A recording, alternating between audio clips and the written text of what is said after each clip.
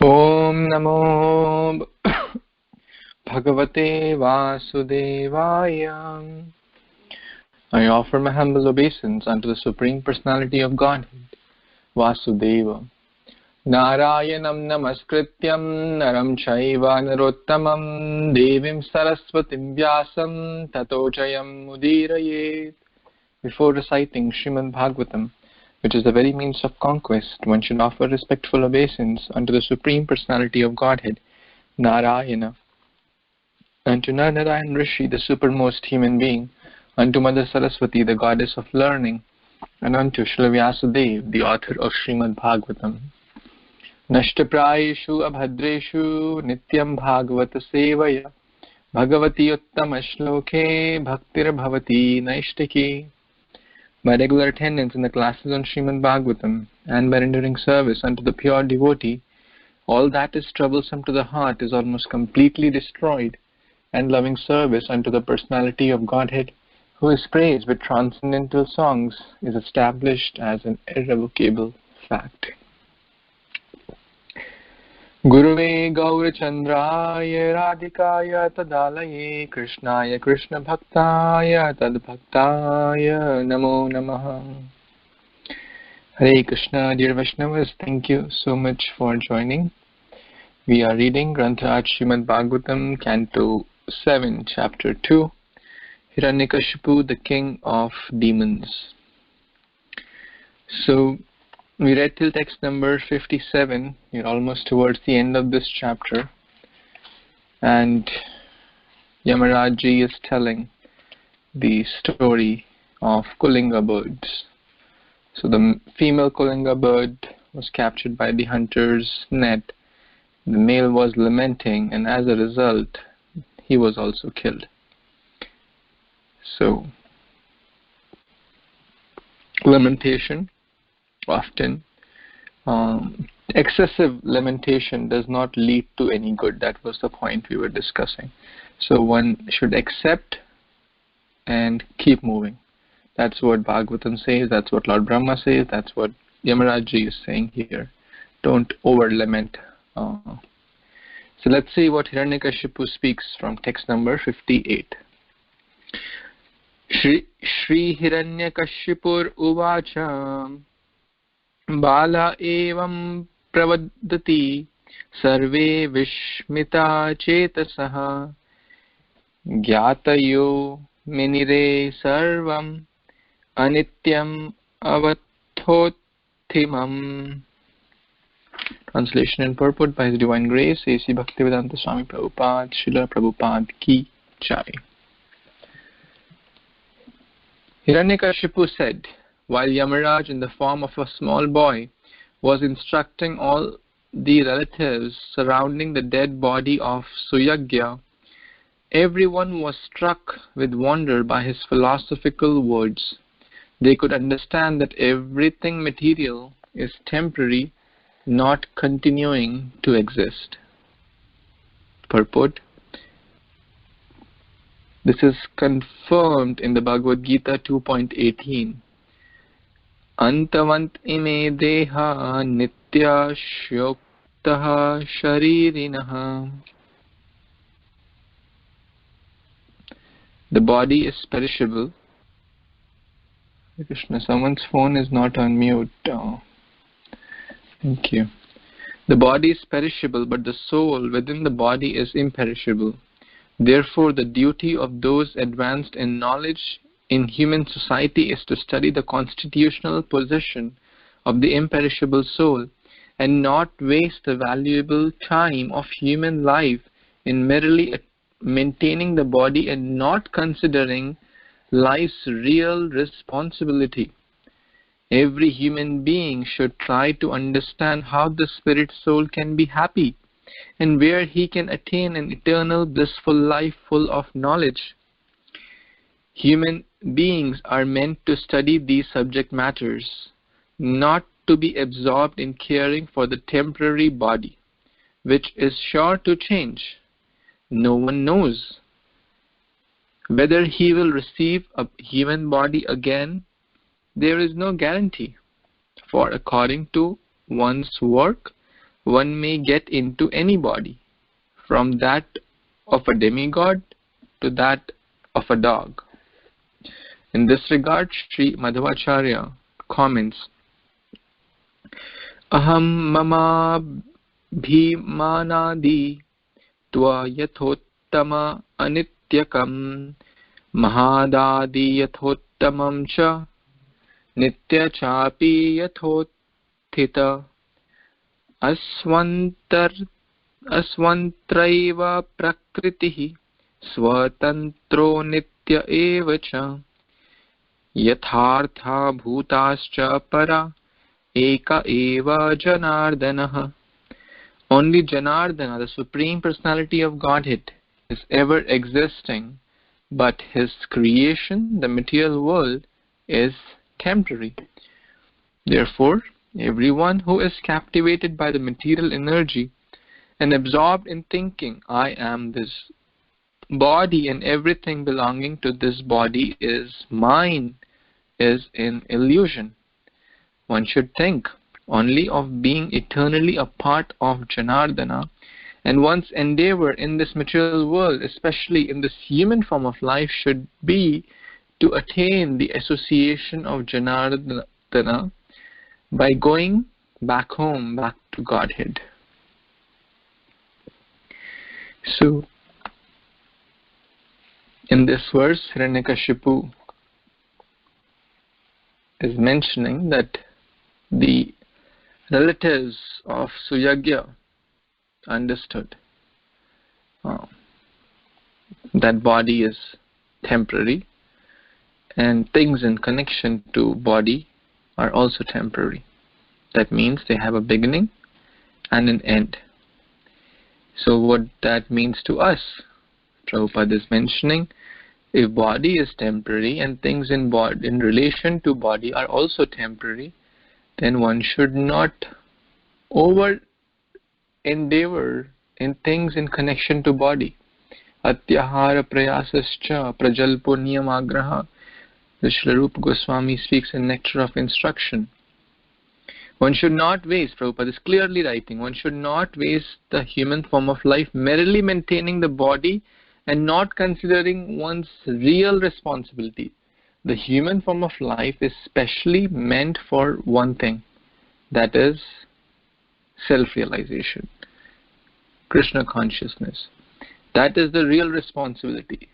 If that is not fulfilled, lot of degrees, lot of wealth, lot of cars and bungalows and bank balance is referred to as Shrama eva hi kevalam. The real purpose is not fulfilled. The so-called other temporary things which just bind us more will not have real value. So often people say, I don't have time for these things, I don't have time for bhakti, I don't have time for Bhagavatam, I don't have time to chant. Well, now Krishna has given everyone a lot of time. Stay at home and chant or read or hear. But still, very few people will take it seriously. Why? Because the real thing is not the time but the taste, the interest to do those things, the interest to ask those questions. So one must ask those questions. One must prepare for the next body, because who knows? Prabhupada is mentioning, are we sure we'll get human body? And even when we get human body, it could be in a cannibal family, right? Where people eat all sorts of creatures. So the intelligent person is one who doesn't wait for tomorrow or future, because future is mystery. We don't know what's going to come tomorrow. So better we utilize whatever time we are given today in Krishna consciousness and attain the goal of life and go back home, back to Godhead. That is the real goal. If we attain that, rest all things are secondary. How big family we have, how big home how much big our home is or bank balance is, at the deathbed, no one will ask those questions. Those things may seem to be important now, and I'm just repeating for myself. It may seem very important, but when the person is dying, all those things are very, very trivial. Actually, a nurse interviewed people at the deathbed, and the nurse asked the people who were dying, what are there things you're lamenting? Now you're about to die in next days or a few hours. No one said that I should have worked harder. No one said so that I would have bigger bank balance, because all that bank balance is gone. No one said I should have made one more home or one more car or my dream car. The most common things, of course, these are not like devotee interviews, these are like general interview. So at that point, the real thing which will count is our taste for bhakti, our attachment to Krishna.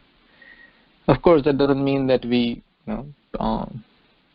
say, artificially renounce.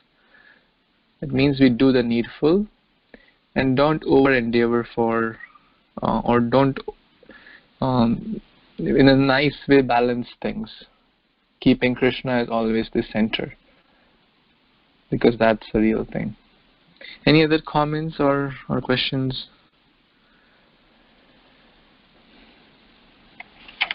Okay, let's read the next one. Someone who didn't read yesterday would like to read, please.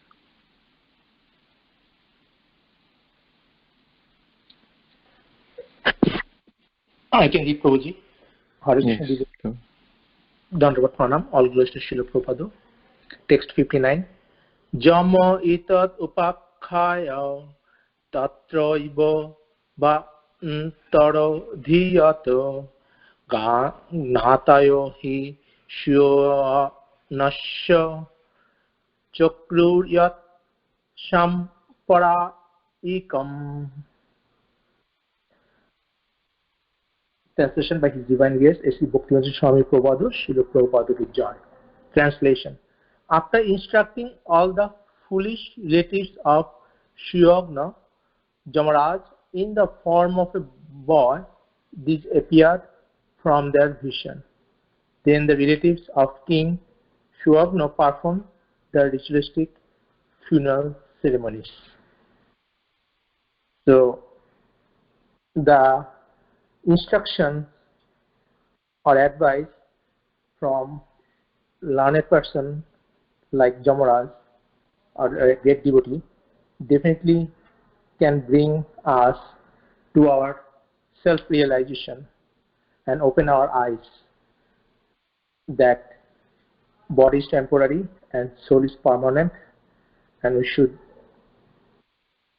strive for our spiritual growth. And we see here the relatives of king, they came to realization, and now they are doing whatever should be done for the dead king.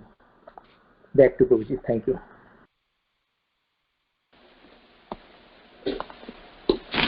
Thank you. Thank you so much, Prabhu. If someone's phone is not on mute, I am requesting at your lotus feet that when you're not speaking, please keep your phones on mute. It really, takes the attention there. Then I have to see who's on mute, who's not on mute, and basically distracts me and I believe others also. So I'm humbly requesting you, please. So if we go back to text number 35, the relatives were not allowing, the queens were not allowing the body to be taken away, to be burned, and they were completely lamenting. So this is the power of association of Sadhu Sangha.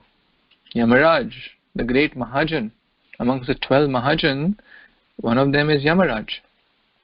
So the power of instructions, and this shows that how we can overcome lamentation is through higher association, through higher instructions.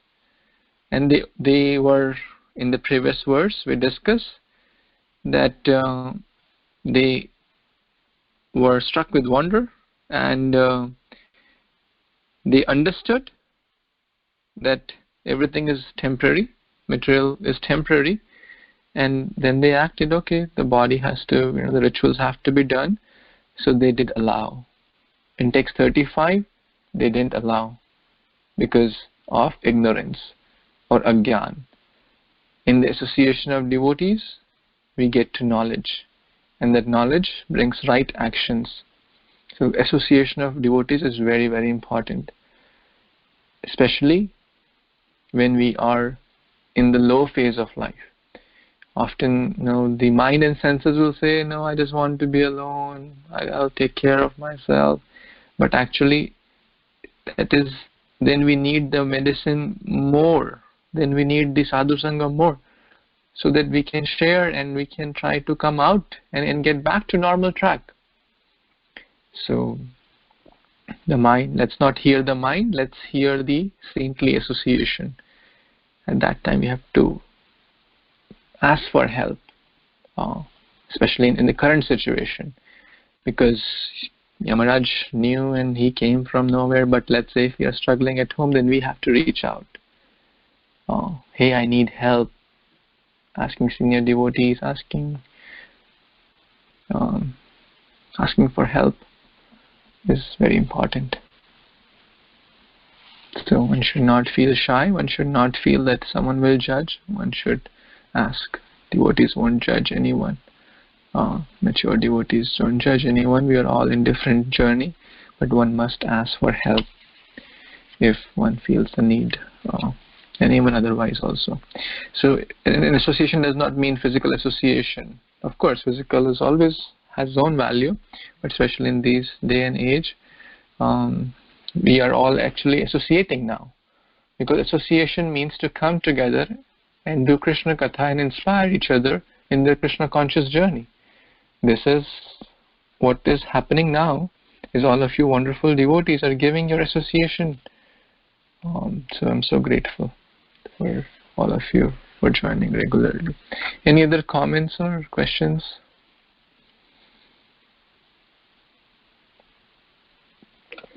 Okay. Let's read the next one. Would someone like to read, please? Hare Krishna, Prabhu, I can read. Yes, Mataji. Dandavat pranam to everyone. Text 60.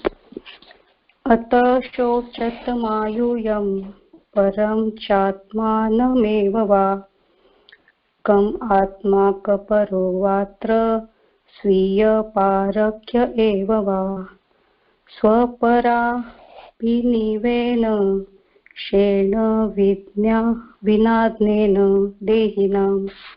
Translation and purport by A.C. Bhaktivedanta Swami Srila Prabhupada. Srila Prabhupada ki jai. Therefore, none of you should be aggrieved for the loss of the body, whether your own or those of others. Only in ignorance does one make bodily distinctions, thinking, who am I? Who are others? What is mine? What is for others? Purport. In this material world, the conception of self-preservation is the first law of nature. According to this conception, one should be interested in his personal safety and should then consider society, friendship, love, nationality, community, and so on, which have all developed because of the bodily conception of life and lack of knowledge of the spirit soul. This is called ajnana. As long as human society is in darkness and ignorance, men will continue to make huge arrangement in the bodily conception of life. This is described by Prahlad Maharaja as a Brahm. In this materialistic conception, modern civilization makes enormous arrangement for huge roads, houses, mills, and factories, and this is a man's conception of advancement in civilization. People do not know, however, that at any time, they themselves may be kicked out of sin and forced to accept bodies that have nothing to do with these enormous houses, places, roads, and automobiles.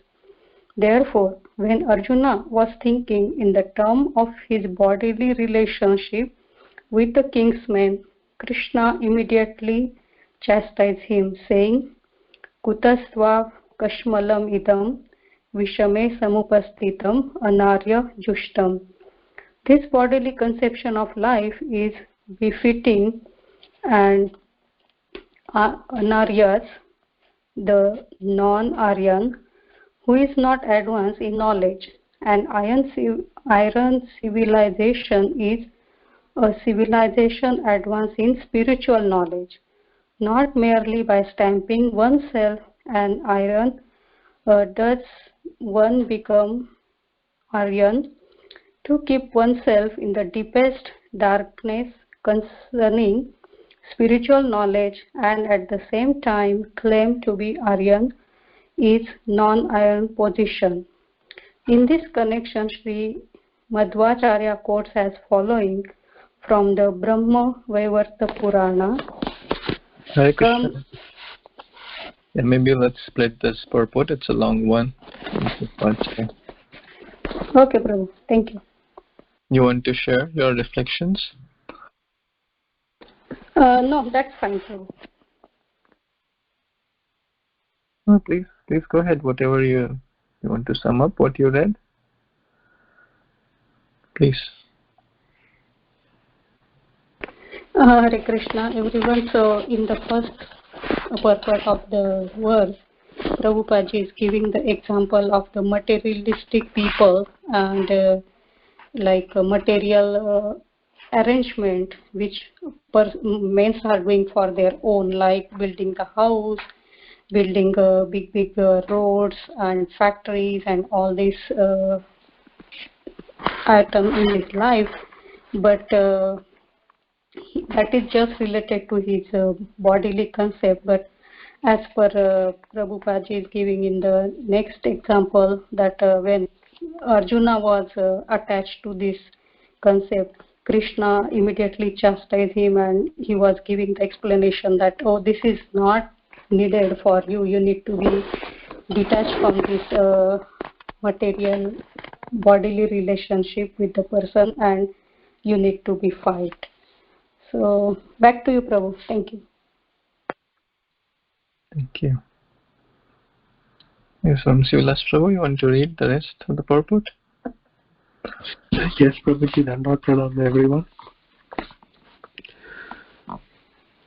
Follows from the Brahma Vaivarta Purana. Ka atma ka para iti dehadi apekshaya nahi dehadir atmasyan nacha satrur udirita ato daihika pradau va shayeva kim prayojanam yastu deha gato jiva sahina samna gacchati tata satru vaivritau cha swanasa sochanam kutha dehaδιvyati riktau tu jiveshau pratigyanata ata atma vivratistu vasudevarati stira satrunanas tatagyana nasonanya katanchana. The purport is that as long as we are in the human form of body, our duty is to understand the soul within the body. The body is not the self. We are different from the body, and therefore there is no question of friends, enemies, or responsibilities in terms of the bodily conception of life. One should not be very anxious about bodies changing from childhood to boyhood, from boyhood to old age, and then to apparent annihilation. Rather, one should be very serious, concerned about the soul within the body and how to release the soul from the material clutches. The living entity within the body is never annihilated. Therefore, one should surely know that whether one has many friends or many enemies, his friends cannot help him, and his enemies cannot do him any harm. One should know that he is a spirit soul, Aham Brahmasmi, and that the constitutional position of the soul is unaffected by the changes of the body. In all circumstances, everyone as a spirit soul must be a devotee of Lord Vishnu and should not be concerned with the bodily relationships, whether with friends or with enemies. One should know that neither we ourselves nor our enemies in the bodily conception of life are ever killed. So this part of the purport, Prabhupada is quoting from the Brahma Vaivatya Purana of Srila Madhvacharya, and wonderfully states that when we are in the bodily conception of life, we consider all the bodily relationships front and foremost. We are always taking care of that, but we forget our soul, or we are the soul, we are not this body. So to the degree that we understand we are the soul, to that degree we will do what the soul needs. And what the soul needs is to serve the Lord and be a devotee of Lord Vishnu. Prabhupada establishes that. So we know about Shreyas and Prayas. So Prayas means short-term goals. So in a crude sense, we can see that if we have an exam and we are always watching entertainment on TV, movies, we are going to fail that exam. A person who is focused will study for the exam so that he'll pass the exam. So our greatest exam is the time of death, and that is fast approaching for everyone, anytime. So how are we preparing to leave this body? And until we leave the body is all we have to prepare for death. So that is Shreyas. So the long-term goal, we should always have the greatest focus on the long-term goal to not come back into this material world by taking the Krishna consciousness. Thank you, Prabhuji. Please, if you'd like to add or correct. Thank you. So now Hiranyakashipu is telling his relatives, or the relatives of Hiranyaksha, that see, Suyajna's relatives were pacified. They understood the essence, and the reason Hiranyakashipu told this story was to indirectly get the relatives of Hiranyaksha out of their lamentation or sorrow. So none of you should grieve of the loss of the body. And the whole story he shared was for this reason, which is absolutely fine. He was intelligent. He knew Desha Kala, Gya, very expert. When to tell what story, he was very expert, which is a good quality, but if used in the right purpose. Who am I? Who are others? What is mine? What is for others? This is ignorance. But I was thinking that even this day and age, very few people even ask that question. So the height of ignorance is seen in Kaliyuga.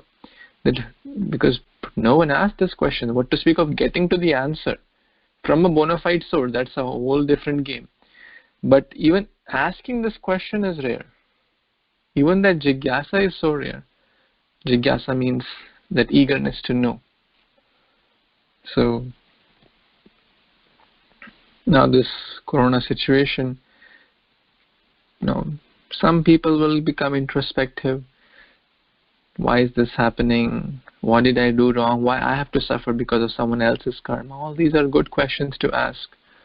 But very few people will take to the right conclusion or become truly introspective and search for the absolute. That is knowledge. To understand body, to understand the soul, to understand Atma, Paramatma, the karma, the cycle, good, bad, all that stuff that Krishna says in chapter 13, that is knowledge. to develop divine qualities. That is knowledge. Kshetra, Kshetragya, what is knowledge? So, if one is in knowledge, dhirastatra na moyati, the dhira person, one whose intelligence is nourished by scriptures, Guru Sadhu Shastra, that person is not bewildered, whether it is corona, whether it is any other disease, because it is not that disease is coming first time. There are disease, change shape and form, names, but it's always there. So intelligent person is not bewildered. We do the needful, but not lamenting. Any other comments or questions? Yeah, just a question. Prabhuji, here we see Hiranyakashipu seems like he's a very highly learned and self-realized person, but just before this, before he instructed Hiranyaksha's grivers, he was talking all bad things about the Lord. So how can such a self-realized person also be such an enemy of the Lord?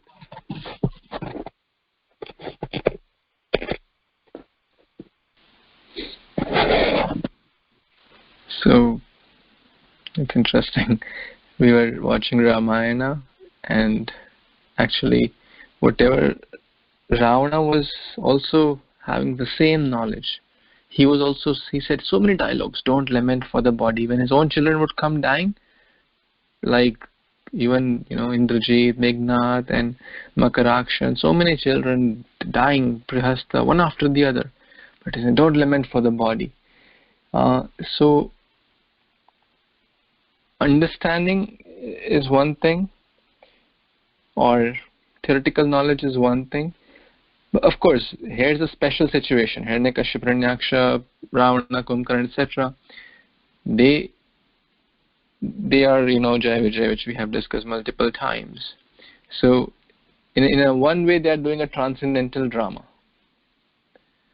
That's always one important point of reference, that they are doing a transcendental drama, and the Krishna's energy covers their knowledge, etc. So that if they think that they cannot conquer the Supreme Lord, otherwise why will they fight? Because their intelligence is, Ravana represents lust. His intelligence was destroyed with lust. He could not, and I was watching, it was so interesting that practically each and every member of Ravana's family gave him this advice.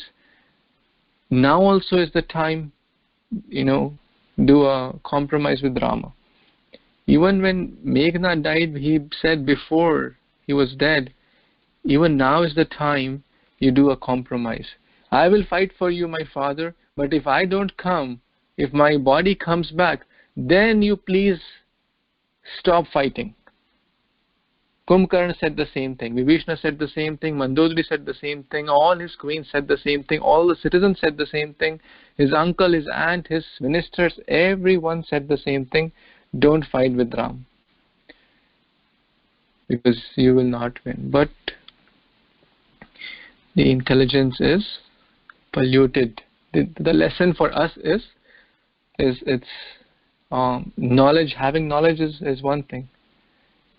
But it was not channelized properly. He was Deshakalya, Hiranyakashipu was Deshakalagya, but he never took shelter of the Supreme Lord.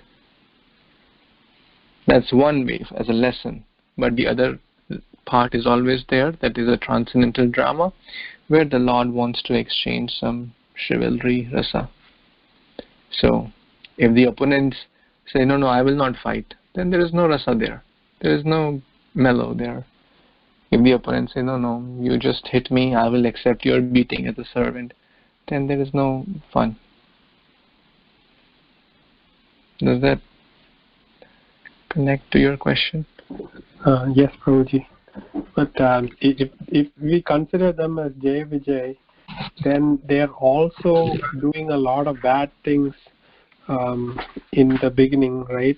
So is that also something that the Lord wants? Because it's going, like when we say all the bad people do bad crimes, then we say that is the Lord is not involved there, because it's just the consciousness of the person, they're making bad choices. But here, when like Hiranyakashipu is harming brahmanas and then taking out the roots of the trees and all that, so is that also sanctioned by the Lord? Yeah, we know everything is sanctioned by the Lord, but does the Lord want that to happen? Because Jay and Vijay are his devotees.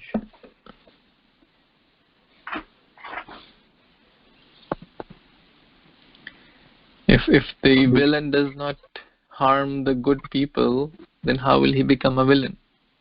Very simple. So, if he does not create adharma, then how will Lord come? So he has to set the scene for the Lord to come. That's his service, actually. Like same the demon in the previous chapter, he also caused a lot of havoc in the demigod areas. That was his service, actually. It's very hard to comprehend all these things. How can someone's service is to kill demigods? Vrtrasura, it was his service. He was fully cognizant that the situation. The only difference is that he was aware of it. Hiranyakashipu was not aware of it. That was a transcendental covering was there. But both are pretty much the same Nitya Siddha Jivas. But they are doing that service and the arrangement they have to do for the Lord to come.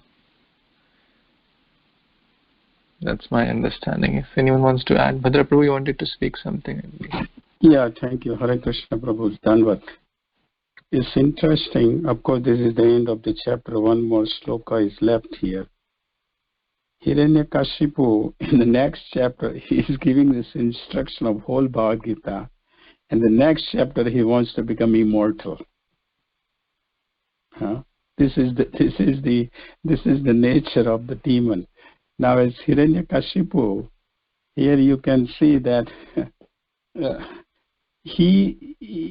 how is that he know, because Krishna is also within his heart to make understand Diti and the wife of Hiranyaksha and all other relatives. Lord within his Hiranyakashipu's heart is bringing the Yamraj as a little boy to create a whole scene to make all these people of Diti and all them to understand, come to above the bodily concept of life. So how is Krishna is working here? Because Hiranyakashipu, he is saying all this, but it's not a self-realized knowledge. This knowledge, as you mentioned, is a knowledge which is, we gain the knowledge and we can tell about it is good. But here he's not a self-realized person. Otherwise, why would he in the next chapter he's going to go and he wants to be immortal? So this is what is happening. And same thing in case of the Chitraketu and the Vrtrasura. Vrtrasura was a self-realized soul within his heart. He was a very self-realized soul. But because he was cursed as a Chitraketu by the Parvati, he had to, as a demon, he had to act as a demon. But internally, he was so self-realized that as we all read, we read the chapter 11 and all that because of his so self-realized, he was able to cope with it, and he was able to give the whole knowledge to Indra, because he's internally he just wanted to go back to Godhead. That's what he wanted, and that's what was told that you're gonna go back to Godhead. And how he acted, Chitraketu, he was so humble. We read all these chapters. He was so humble. with Parvati. Otherwise, Chitraketu had a power.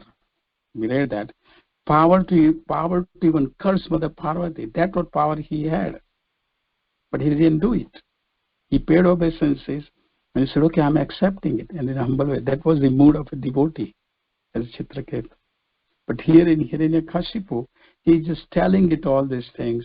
Just he has heard, he has knowledge, but it's not a self-realized knowledge, not with him. And that's why he had to bring the Yamaraj as a small boy to convince all of them that, look, this is what happened, and now you understand that this is not the body. Thank you, Gurus.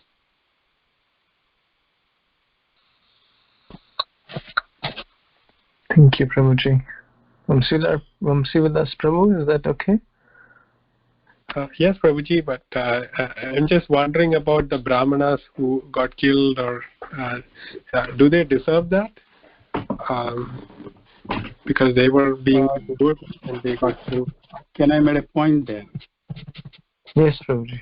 See, here is as Subhila said, the Lord is setting up the scene here, and Lord is so merciful that he will not act right away.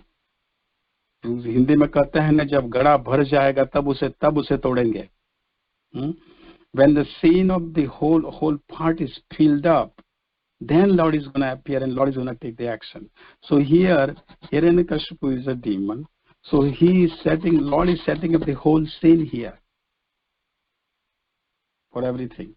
And we go through all the chapters and we will hear all how Lord is so tolerant that he's gonna give so much trouble. We have all gone through drama, and you all know how much trouble he's giving to his son. So much trouble. But at the same time, Lord is also protecting his son because he's a devotee. And then the time came when there is the Hiranyakashipu is all the way up to the maximum of all the way up to his head. Then the Lord came as a Lord Narasimha there. So this is part of the scene Lord is setting up for Hiranyakashipu to annihilate him. I hope that helps. Thank you. Thank you, Prabhu. Thank you. I would say, Prabhu, just one more point, that now take the current situation. It may seem very unjust and very unfair on the part of the Lord that why did devotees get coronavirus, why they lost their lives because of coronavirus, or why some young devotee gets cancer, or why this great sannyasi gets cancer or some other terrible disease. And that is what the whole question we started with. Is the Lord partial? Is the Lord unkind? Is he kind to some? Is he unkind to some? If he is the powerful, then that's how we started this chapter.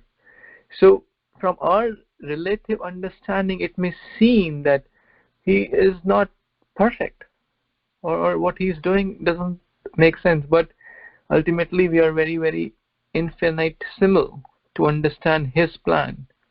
As you give the example, that the dark and the white and the different shades, it's hard for the childlike brain to understand, but his plans are perfect. So, and it's hard, very, very hard to comprehend sometimes. Not sometimes, always actually.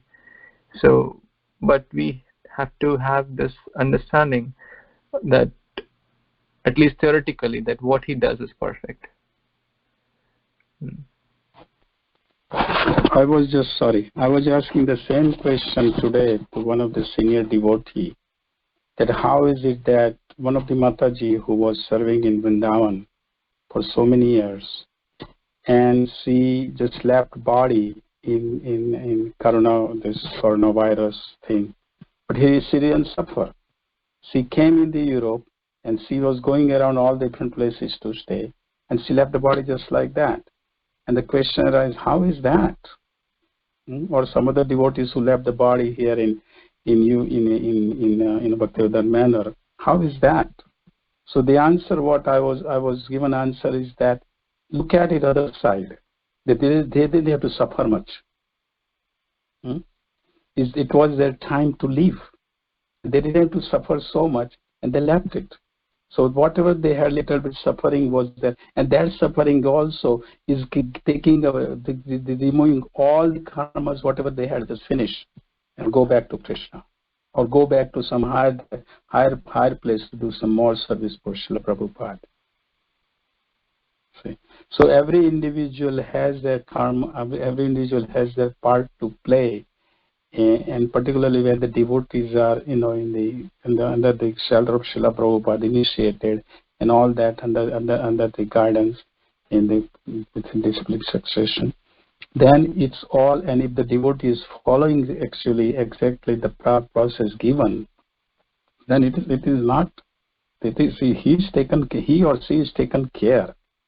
Then whatever they have, little bit they have to suffer, either cancer or whatever, that is their part they are playing, and they are just finishing. Srila Prabhupada they didn't have to suffer in his last days, but he was able. His consciousness was completely Krishna conscious. He was completely conscious, and that's why he was able to describe it 10th canto 13th chapter, even while he's going to leave the body. See? So our future is bright. We have to see that when devotees' lives, our future is bright, because even we have something happen, it's okay. It's Krishna's arrangement. That's what.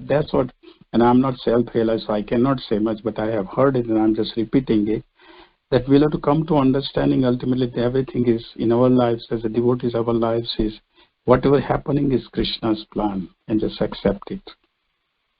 And let Krishna take care of it. Krishna does it. That's what I got the answer. Thank you, Prabhu. Sorry for taking so much time. Haribo. Thank you, Prabhu. So I think it's time. We'll read the last verse tomorrow and also do the chapters summary.